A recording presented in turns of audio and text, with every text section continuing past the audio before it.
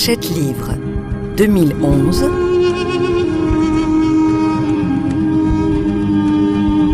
Contes de Perrault.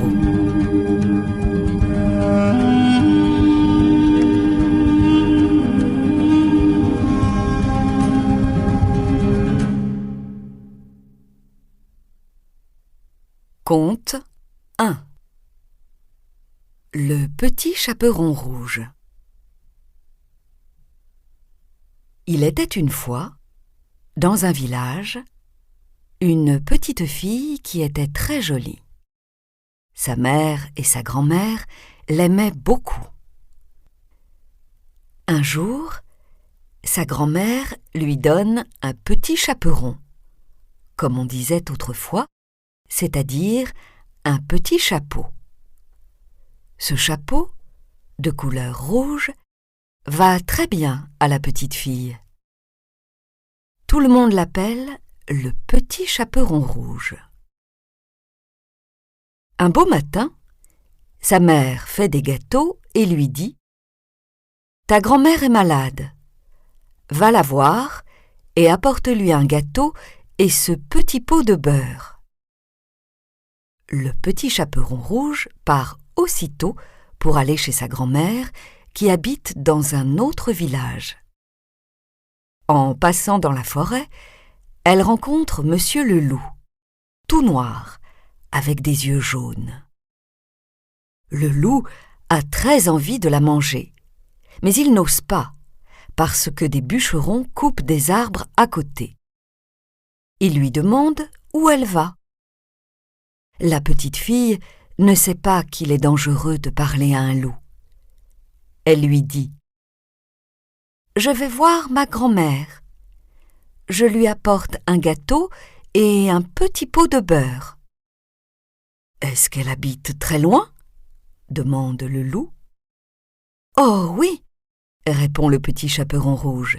« C'est plus loin que le moulin qui est là-bas. »« Eh bien, » dit le loup, « moi aussi, je veux aller voir ta grand-mère.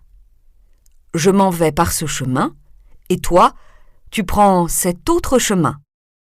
Nous verrons qui arrivera le premier. » Le loup se met à courir de toutes ses forces par le chemin le plus court. La petite fille s'en va par le chemin le plus long et s'amuse à cueillir des fleurs, à écouter les oiseaux. Le loup arrive le premier à la maison de la grand-mère. Il frappe. Toc toc. « Qui est là ?»« C'est votre petite fille, » dit le loup, en imitant la voix du petit chaperon rouge. « Je vous apporte un gâteau et un petit pot de beurre. » La bonne grand-mère, qui est dans son lit, crie au loup. « Entre, ma fillette, entre !» Le loup ouvre la porte, se jette sur la vieille dame et la mange aussitôt, car il n'a rien pris depuis 3 jours. Ensuite, il ferme la porte, il se couche dans le lit de la grand-mère et il attend le petit chaperon rouge. Un peu plus tard, le petit chaperon rouge frappe à la porte. Toc toc. « Qui est là ?» D'abord, la petite fille a peur de la grosse voix du loup, mais elle croit que sa grand-mère est enrhumée et elle répond « C'est votre petite fille ? Je vous apporte un gâteau et un petit pot de beurre. » Le loup répond d'une voix douce « Entre, ma fillette, entre !» Le petit chaperon rouge ouvre la porte. Le loup la voit entrer.